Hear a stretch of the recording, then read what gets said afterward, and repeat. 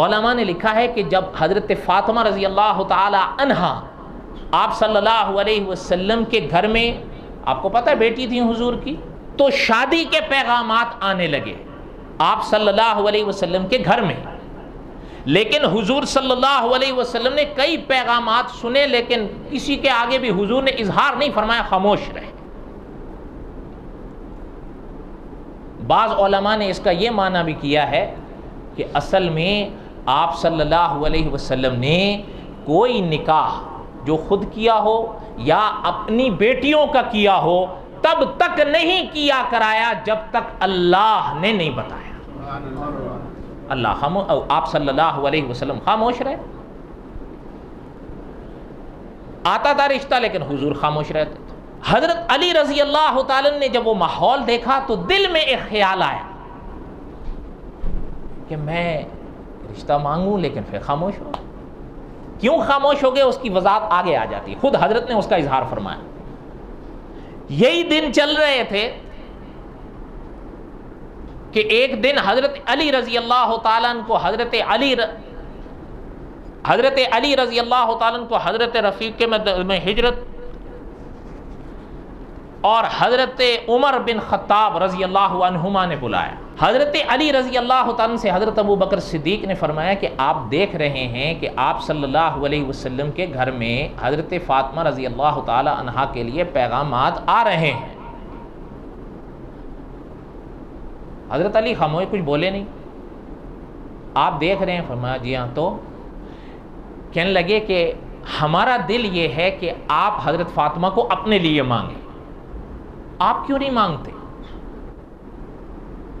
اب حضرت علی رضی اللہ تعالیٰ نے جو بات حضرت ابو بکر صدیق سے کہی، اچھا یہ چیز سنیے گا، اس محفل میں ان دو حضرات کا ذکر ملتا ہے، حضرت ابو بکر صدیق کا اور حضرت عمر بن خطاب کا۔ حضرت عثمان ابھی وہاں پر نہیں ذکر میں ملتے، حضرت عثمان، لیکن خلفائے راشدین کتنے ہیں؟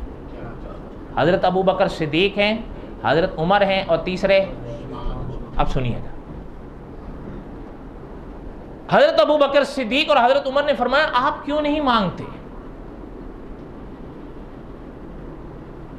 حضرت علی نے فرمایا کہ کس بنا پر مانگوں، میرے پاس کچھ ہے ہی نہیں۔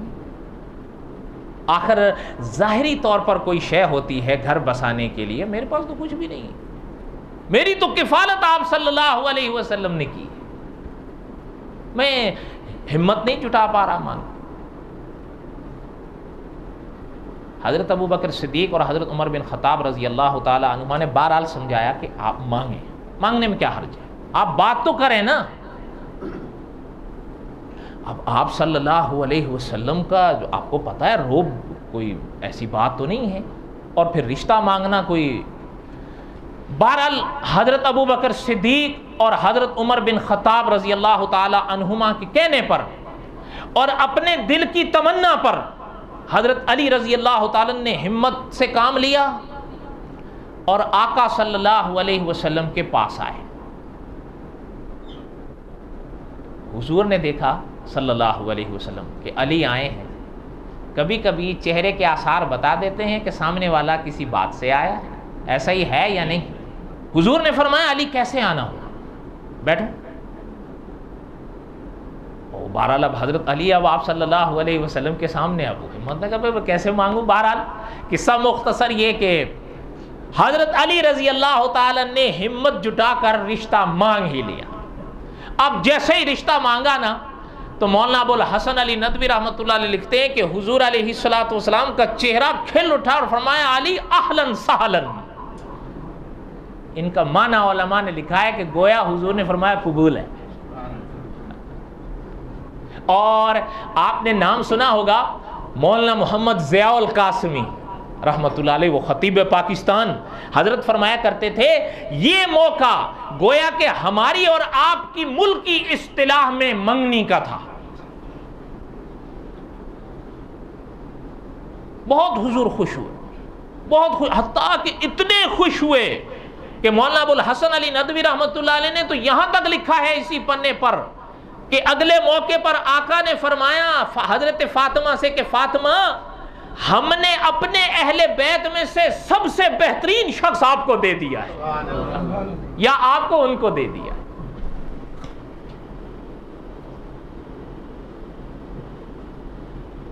اچھا، اب جب وقفہ گزرا تو آقا صلی اللہ علیہ وسلم نے بلایا۔ شادی میں بڑے 4 مرحلے ہوتے ہیں، آپ مجھے بتاؤ کیا کیا ہوتے ہیں؟ 4 بڑے مرحلے ہیں، یہ ہمارے ملک کی اصطلاح کے لحاظ سے۔ منگنی ہے، تقریب نکاح ہے، جہیز ہے، رخصتی ہے۔ یاد رہے گا، یہ ہمارے ملک کی اصطلاحات ہیں، بر ہند کی۔ منگنی ہے، تقریب نکاح، کوئی اسی کو تقریب شادی بھی کہہ دیتے ہیں، بس زبان کا فرق ہے، نکاح عربی ہے، شادی اردو ہے۔ اور تیسرا جہیز، اور چوتھا رخصتی۔ پہلا مرحلہ تو اہلاً سہلاً پر ہی ہو گیا۔ اچھا، اور مولانا ضیاء القاسمی رحمۃ اللہ علیہ، وہ خطیب پاکستان، وہ تو فرمایا کرتے تھے دعوت فکر ہے، نہ مہندی کی رسم ہے، نہ کچھ اور ہنگامہ ہے، بس اہلاً سہلاً پہ ہو گیا۔ اب آقا صلی اللہ علیہ وسلم نے جو دوسرا مرحلہ تھا وہ کیا تھا؟ تقریب فرمایا علی رضی اللہ تعالی پاس کچھ ہے بھی؟ فرمایا آقا 2 چیزیں ہیں۔ کتنی چیزیں ہیں؟ 2 چیزیں۔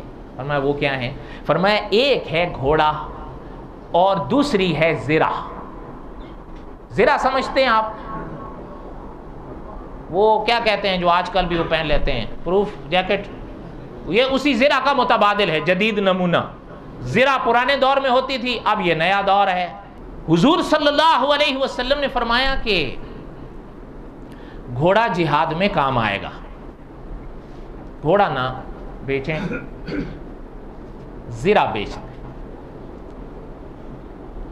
آپ کو اس کا عوض مل جائے گا، کام آ جائے گا۔ حضور کی بات سمجھ میں آئی ہے؟ حضرت علی رضی اللہ تعالی نے وہ زرہ لی اور چل دی۔ آئے بازار میں، دیکھا تو مدینہ منورہ کے بازار لگا ہوا، لوگ لے رہے ہیں، دے رہے ہیں، بیچ رہے ہیں، کر رہے ہیں۔ ایک کونے میں کھڑے ہو گئے زرے پکڑ کے۔ خیر دیکھنے والے بھی سمجھ سکتے تھے کہ کوئی جو صاحب کھڑے ہیں وہ زرہ بیچنے کے لیے کھڑے ہیں۔ لوگ آ رہے ہیں، جا رہے ہیں، آ رہے ہیں، جا رہے ہیں۔ کوئی آ کر پوچھتا ہے کتنے کی ہے، بتاتے ہیں تقریباً 450 درہم۔ کتنی؟ 450 درہم۔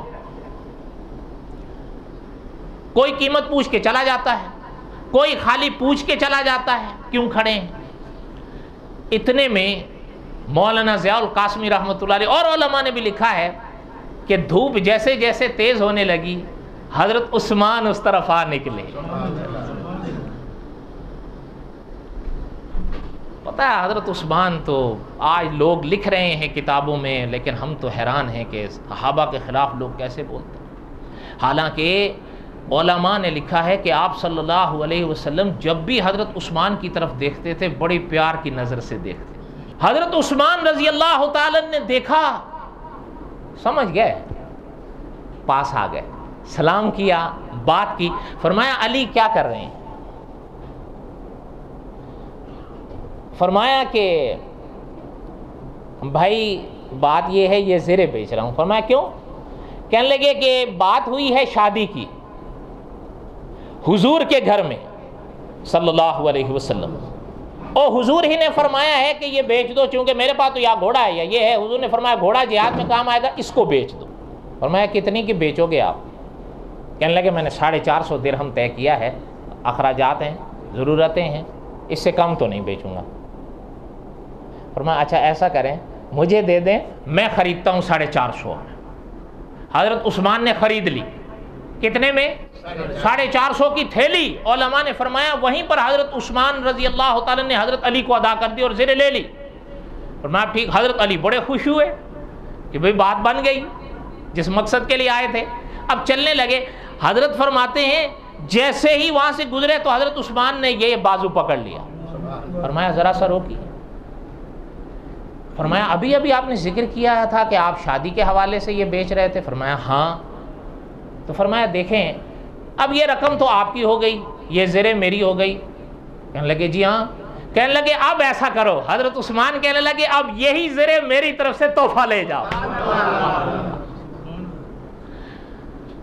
آپ حیران ہوں گے، اب حضرت علی رضی اللہ تعالیٰ کا چہرہ تو دمک اٹھا۔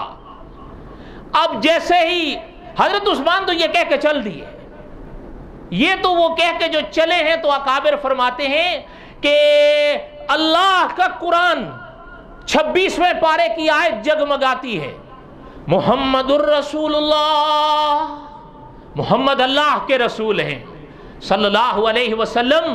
اور پتہ ہے جناب قاسمی صاحب رحمت اللہ علیہ نے فرمایا کہ محمد الرسول اللہ یہ دعویٰ ہے خدا کا کہ محمد اللہ کے رسول ہیں، لیکن یہ دنیا کی عدالتیں گواہ طلب کرتی ہیں، تو اللہ نے آگے فرمایا ہے والذین معہ اشداء علی الکفار، دنیا والوں محمد میرے رسول ہیں، گواہ دیکھنے ہیں میرے محمد کے صحابہ کو دیکھو صلی اللہ علیہ وسلم، حضور کی نبوت کے گواہ صحابہ ہیں۔ ہم اسی لیے لڑتے ہیں، صحابہ کو کچھ نہ کہو، اگر صحابہ پر جرح کرو گے پیغمبر کی نبوت پہ جرح جائے گی۔ فرمایا محمد الرسول اللہ، حضرت قاسمی صاحب کے الفاظ لے رہا ہوں، والذین معہ اشداء علی الکفار، وہ کافروں پر بڑے سخت تھے۔ اللہ جی پھر آپس کا معاملہ، فرمایا رحماء بینہم، آپس میں تو ایسے مہربان تھے کہ حضرت عثمان نے حضرت علی کو زرہ دی اور یہ کہہ کر دی کہ علی جب آپ یہ زرہ پہن کر میدان جہاد میں آؤ گے، تلوار رحمان کی ہوگی، آپ کے سینے پہ زرہ عثمان کی ہوگی۔ اب آگے سنیں، جب حضرت علی رضی اللہ تعالیٰ عنہ وہ لے کر آئے آقا صلی اللہ علیہ وسلم کے پاس، وہ 450 درہم رکھ دیے۔ اب دیکھا کہ زرہ بھی ہاتھ میں ہے اور اپنا زرہ بھی ہاتھ میں، فرمایا علی یہ، فرمایا بیٹھ گئے حضرت علی، فرمایا آقا بات یہ ہوئی ہے، میں آپ کے حکم کے مطابق لے کر گیا زرہ بیچنے کے لیے، جب میں وہاں بیچنے کے لیے کھڑا ہوا نا تو کئی لوگ آئے، وہ پوچھ رہے تھے کتنی کی ہے، میں قیمت بتا رہا تھا، وہ جا رہے تھے، اتنے میں دیکھا تو حضرت عثمان آ گئے۔ حضرت عثمان نے مجھ سے پوچھا کتنی کی ہے، میں نے کہا اتنے کی ہے، انہوں نے درہم بھی ادا کیے، زرے بھی لے لی۔ جب میں چلنے لگا تو میرا ہاتھ یہاں سے پکڑ کر مجھے یہ کہہ کر یہ زرے دی ہے کہ اب یہ میری طرف سے تحفہ لے جاؤ، یہ شادی کا تحفہ ہے۔ آپ یقین کیجئے مولانا ضیاء القاسمی رحمت اللہ علیہ خطبات قاسمی کی پہلی جلد میں ملا باقر مجلسی، یہ شیعہ مورخ گزرے ہیں، ان کے الفاظ سے لکھا ہے کہ جب آقا نے یہ الفاظ سنے تو حضور نے ہاتھ اٹھا کے فرمایا فدعا لہ بخیر، کہ اللہ عثمان نے میرے گھر کی لاج رکھی ہے، تو عثمان کے گھر کی لاج رکھی۔ اب آئے نا خلفائے راشدین، اب حضرت علی رضی اللہ تعالی عنہ نے جب وہ اپنا ادا کی رقم حضور کو دی، حضور کے پاس لائے، اب آقا صلی اللہ علیہ وسلم نے حضرت ابو بکر صدیق رضی اللہ تعالی عنہ کو بلایا۔ قصہ مختصر کریں، فرمایا کہ تقریب نکاح ہے، اب آپ نے یہ رقم لے لو اور چیزیں لے آؤ۔ اچھا، حضرت ابو بکر صدیق رضی اللہ تعالیٰ نے جہیز کا انتظام کیا، جو چیزیں چاہیے ہوتی ہیں۔ اچھا، اب وہ بھی اکٹھا ہوا۔ علماء نے فرمایا کہ جو دوسرا مرحلہ ہوتا ہے نا تقریب نکاح، اب حضور نے جو قائم فرمائی، حضور نے صحابہ کو بھیجا، حضرت انس رضی اللہ تعالیٰ کو بھیجا صحابہ کے پاس کہ صحابہ کو بلا کر لا کہ علی اور فاطمہ کے نکاح کا موقع ہے۔ اچھا، پتہ ہے علماء نے لکھا ہے، مولانا ضیاء القاسمی رحمۃ اللہ علیہ نے بھی لیے یہی الفاظ، کہ ایک اصطلاح ہمارے ہاں استعمال ہوتی ہے نا، بارات ہوتی ہے نا، کتنے آدمیوں کو کہتے ہیں؟ کم از کم کتنے آدمی ہوں تو بارات بنتی ہے؟ سوچ لو۔ مولانا ضیاء القاسمی رحمۃ اللہ علیہ لکھا ہے جب ہماری اصطلاح کے مطابق بارات کا موقع آیا تو تنہا حضرت علی کھڑے ہوئے تھے، حضور نے بٹھایا۔ اچھا، صحابہ بیٹھے، حضرت ابو بکر صدیق بیٹھے، حضرت عمر بیٹھے، حضرت عثمان بیٹھے، حضرت سعد بیٹھے، صحابہ یعنی نصیبہ دیکھیں آپ یعنی صحابہ بیٹھے اور پتہ ہے حضرت علی اور حضرت فاطمہ کے نکاح کا جو خطبہ تھا حضور نے خود پڑھا ہے. اور مولانا ضیاء القاسمی رحمۃ اللہ علیہ لکھتے ہیں کہ جب یہ موقع آیا نا، نکاح کے گواہ ہوتے ہیں یا نہیں؟ عند شاہدین مسلمین عاقلین بالغین، یعنی گواہ کا جو موقع آتا ہے تو علماء نے لکھا ہے کہ آقا نے فرمایا کہ ابو بکر عمر رضی اللہ عنہما، میں آپ لوگوں کی موجودگی میں فاطمہ کا نکاح علی سے کرتا ہوں رضی اللہ تعالی. اب حضرت علی اور حضرت فاطمہ کے نکاح کے پھر گواہ کون ہوئے؟ سوچ لیں، پہلے سوچیں پھر بتائیے گا. دو نام میں نے آپ کو بتا دیے ہیں. اچھا، اب کوئی اگر حضرت علی اور حضرت ابو بکر اور حضرت عمر پر جرح کرتا ہے، نتیجہ آپ خود سوچ لیں کہ کیا یہ لوگ صحابہ کے صرف صحابہ کے دشمن ہیں یا یہ اہل بیت سے بھی ناراض ہیں؟ دعا کریں کہ اللہ تعالی ہمیں سمجھنے کی توفیق دے. اب جب یہ موقع آیا تو اب اچھا، پہلے بتایا نا میں نے، منگنی، تقریب نکاح، جہیز، اور جہیز میں علماء نے لکھا ہے آپ صلی اللہ علیہ وسلم نے چارپائی دی اپنی بیٹی کو، مشکیزہ دیا، اپنا چکی دی، بعد نے تکیہ اور گدے کا بھی ذکر کیا ہے، وہ جو کیا کہتے ہیں اس کو، گدیلا، اس طرح کا ذکر ملتا ہے کتابوں میں، یہ دیے. اور رخصتی کا جب وقت آیا تو امہات المؤمنین سے حضور نے فرمایا کہ آپ ان کو رخصت کریں. اچھا، جب وہ گئے نا حضرت فاطمہ رضی اللہ تعالی عنہا کو رخصت کرنے کے لیے، کبھی وہ منظر آپ کتاب میں پڑھیں، حضرت ام سلمہ رضی اللہ تعالی عنہ نے جب حضرت فاطمہ نے قدم اٹھایا نا گھر کی دہلیز کی طرف نکلنے کے لیے، تو حضرت ام سلمہ کے منہ سے نکل گیا کہ کاش آج خدیجہ ہوتی. یہ کتابوں میں ہے. اور مورخ لکھتے ہیں کہ آپ صلی اللہ علیہ وسلم نے جب حضرت خدیجہ کا نام سنا تو حضور بھی رو دیے، اور حضور نے وہیں فرمایا کہ کیا بات کرتے ہو، خدیجہ جیسا نہ کوئی تھا نہ کوئی ہوگا. اس کا معنی ہے. تو امہات المؤمنین بھی فرماتی ہیں کہ ہمیں رشک آیا حضرت خدیجہ کی قسمت پر کہ حضور کے دل میں آج بھی ان کی یاد تازہ ہے. اچھا، ادھر مورخ اسلام لکھتے ہیں جب حضرت فاطمہ نے اپنی والد، کیونکہ بیٹی تو حضرت خدیجہ کی تھی، بیٹی کن کی تھی؟ تو حضرت خدیجہ کی تھی. جب ماں کا نام سنا تو جنہوں نے حضرت فاطمہ کے کندھے پر ہاتھ رکھا ہوا تھا ان کا آہستہ سا ہاتھ ہٹا کر خود ایک دوسرے کونے کی طرف چلی گئیں اور دیوار کے ساتھ ٹیک لگا کے بیٹھی اور چہرے کو چھپا لیا، لیکن محسوس ہو گیا کہ رو رہی ہیں. تو اب کسی کی ہمت نہ پڑے تو آخر میں آقا صلی اللہ علیہ وسلم پاس آئے حضرت فاطمہ کے، بیٹھے اور بیٹھ کے یعنی حضور صلی اللہ علیہ وسلم نے حضرت فاطمہ پر سر پر ہاتھ رکھا اور پتہ ہے کیا فرمایا آقا نے؟ ذرا دیکھیں پیغمبر عقیدہ کیسے بنا رہے ہیں، یہ موقع دیکھیں آپ کہ سر پر ہاتھ رکھا اور شفقت دیکھیں پیغمبر کی.